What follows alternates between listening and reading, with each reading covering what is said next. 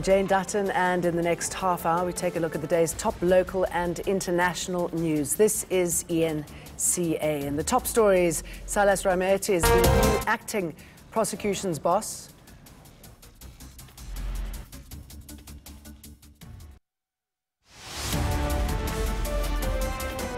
Silas Rametti is the new acting prosecution's boss, but the DA's slamming the appointment. Justice Minister Michael Cosatu is setting his sights on state attorneys deliberately bungling cases. And police are not suspecting foul play in Mark Minnie's death, despite his recent expose on an apartheid-era paedophile ring.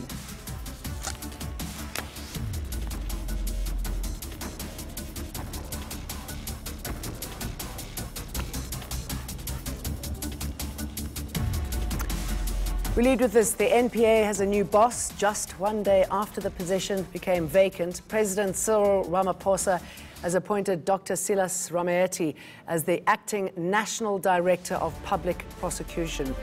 The Constitutional Court ruled yesterday that Sean Abraham's appointment was invalid.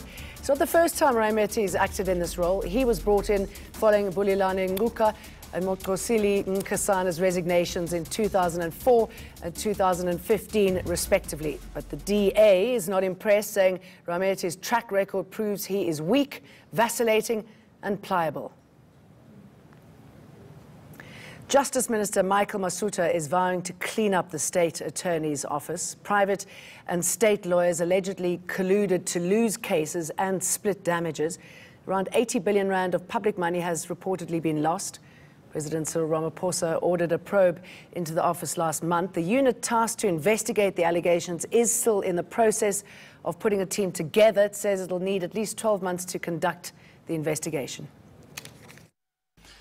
Where appropriate, and in addition to the investigation by the SIU, disciplinary action as well as criminal investigation will be initiated against alleged perpetrators to ensure that firm action is taken to uproot corrupt activities.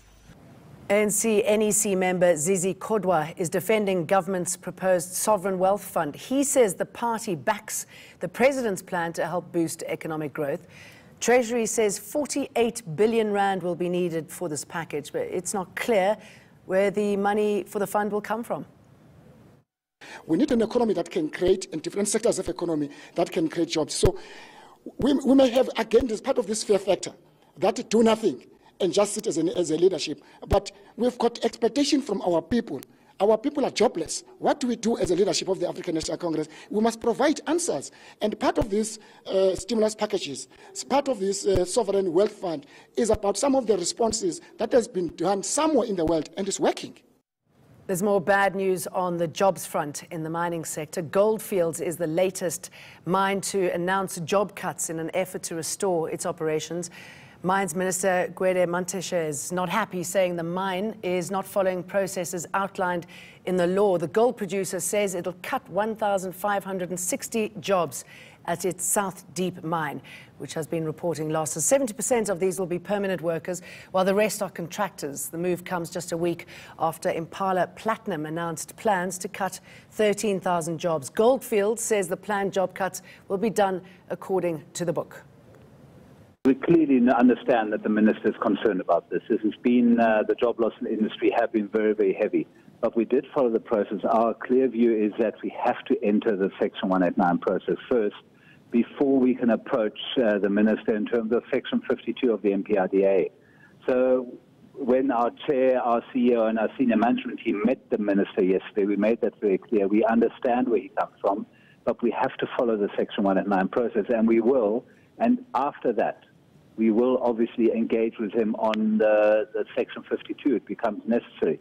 But we hear his view, we take into account, and we're open to any suggestions he may have. But we certainly believe that we have to follow the Section 189 process first before we can engage in terms of Section 52. Cosatu is once again warning the ANC to do more for its members. The Trade Union Federation says it'll leave the tripartite alliance if the governing party fails to implement worker-friendly policies. It's planning to stage a national strike over retrenchments and is vying to fight the privatization of state-owned enterprises. The ANC should know that it will pay a price for failing to balance the demands of capital and the demands of labor. We're not going to compromise in our firm demand for the economy to be restructured with a bias towards labor and the poor. The aspiration of the working class have to be reflected in the ANC government policy and programs, and if the ANC reject or dishonor those aspirations, there will be no need for us to be in the alliance with it.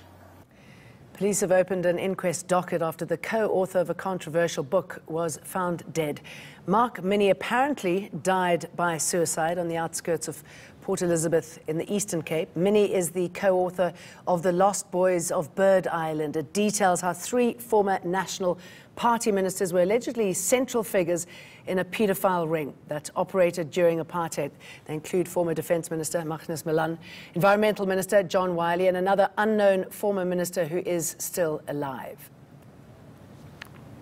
Triple axe murderer Henry van Breda will know on Monday if he'll be allowed to appeal his conviction and sentence. Van Breda was found guilty of killing his father, mother and eldest brother. He also attempted to murder his sister, Marley. She survived the attack but now suffers from amnesia. ENCA's Artie Nasi was in court today. Will the Supreme Court of Appeal hear the case of Henry van Breda?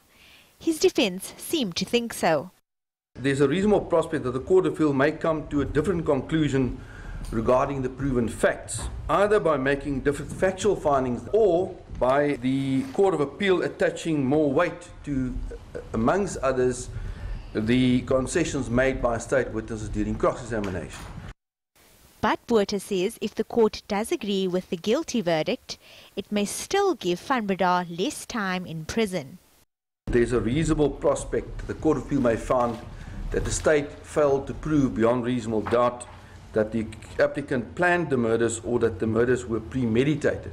If the Court of Appeal agrees with us on that aspect, that the mandatory life sentences fall away and the court will then consider, will be free to consider afresh a sentence. Judge Siraj Desai passed several comments during the defence's arguments. I was asking you to give me a peg on which to hang my coat. You gave me no peg. Yes. I was faced with a situation where there was no real evidence in mitigation placed before me. The defence believes this case is unprecedented. I know of no other matter where so much DNA evidence was led, so much blood stain evidence and so much complex medical evidence was led.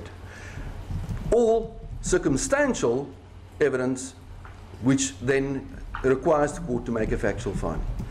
Desai seems to agree, but for different reasons. One really gets a case so strong against an accused as in this instance. Well, wait an example, but Mr. Botha, that simply means that this thing fits like a mosaic, pieces of a jigsaw puzzle. And if one comes to the conclusion, I did, everything fits together. If not, then this is left in the air. The state argues that the defence is merely nitpicking at the evidence before the court. Artie Nasi, the Western Cape High Court. Britain's raised its threat level after a car drove into pedestrians outside Parliament this morning. We'll get the latest live from London.